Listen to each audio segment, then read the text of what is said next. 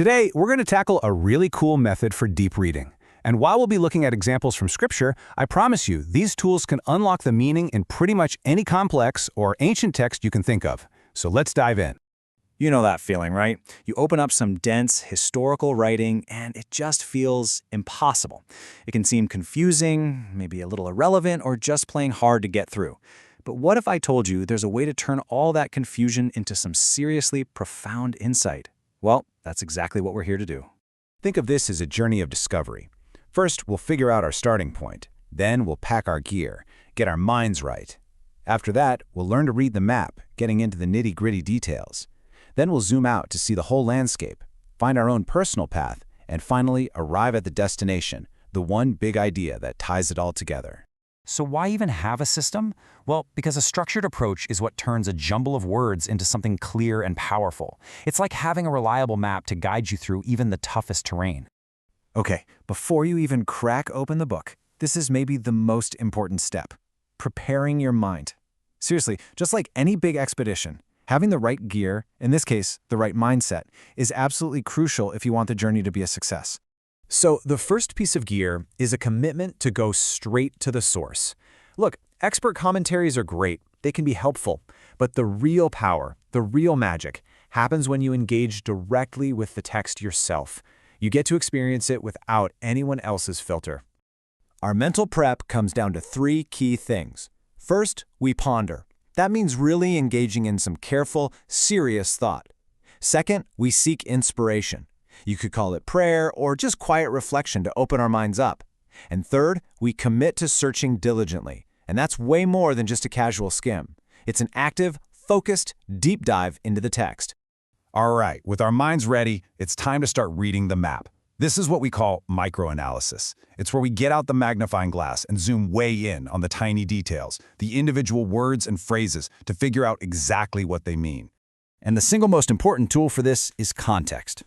I love this. The word itself comes from a Latin word that means to weave together. Think about it like this. A single thread doesn't mean much on its own, but when you see how it's woven into a larger tapestry, it suddenly has meaning and purpose. If you pull a verse out of its context, you're just yanking out a thread, and you can totally distort the whole picture. This is just a perfect example of context in action. Check this out. We have the exact same phrase used in 3 different books. In Matthew, it's all about judging other people. But in Mark, it's about listening to Christ's teachings. And over in Luke, it's about being generous. Same words, 3 completely different meanings, and it all depends on the text that's woven around. Another part of reading the map is knowing when to look for symbolism. And the cool thing is, the text usually gives you clues. So keep an eye out for words like as or likened unto. If a description seems totally bizarre or impossible, like a sword coming out of someone's mouth, your symbolism radar should be going off. Or if an object is described with just a ton of detail, these are all signs pointing to a deeper symbolic meaning. And the last tool for our microanalysis is simple. Get involved. Don't just be a passive reader. Underline things, write notes in the margins, connect ideas. This simple act turns their reading from a monologue into a dialogue, and trust me, it makes it so much easier to find those aha moments again later. Okay, so we've been looking at the map through a magnifying glass. Now, it's time to zoom out and see the whole landscape.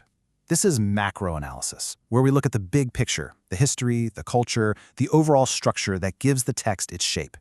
Here's a perfect reason why this is so important. If you read about someone being on the housetop, you might think, wow, that sounds kind of dangerous. But once you understand that ancient homes in the Middle East often had flat roofs that were used as living spaces for all sorts of activities, suddenly the passage makes perfect sense. The cultural gap is bridged. A really powerful technique for this big picture view is something called clustering. Basically, it just means you don't read one passage all by itself. Instead, you gather related texts on the same topic from different places, maybe even by different authors.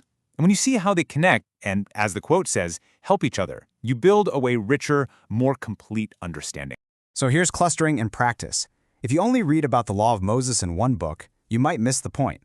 But look what happens when we cluster passages from Galatians, 2 Nephi, and Alma. A super clear theme pops out.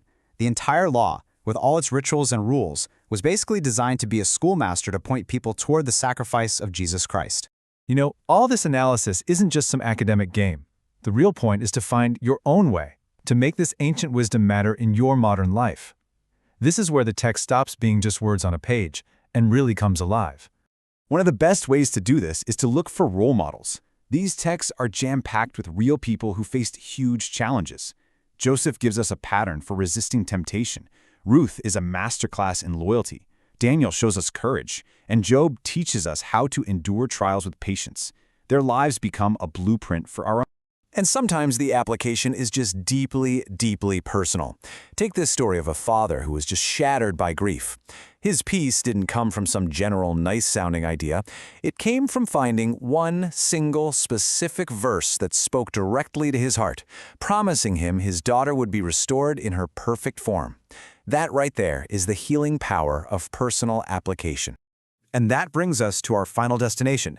This is the deepest level of reading, where we start to see that all the details, all the stories, all the laws, and all the symbols, they're all pointing toward one single, central, unifying theme. The core idea here is that in sacred texts, pretty much nothing is an accident. People, objects, events, they're often designed to be types or shadows. Think of them as symbols that are meant to shed light on a central figure or a main overarching story. Every little detail can point back to that one big narrative. And this slide just shows that principle so beautifully. The story of Abraham and Isaac is powerful all on its own, for sure. But when you see it as a type, the parallels are just stunning. A father willing to sacrifice his beloved son, the son carrying the wood for his own sacrifice. It even happens in the exact same geographic location. One story becomes this profound foreshadowing of the central story of Christianity. It's amazing.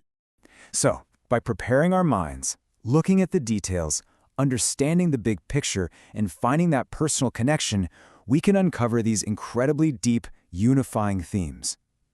As you go to read any great text, remember this journey. Every single one tells a story. The real question is, what is the central story you're looking for?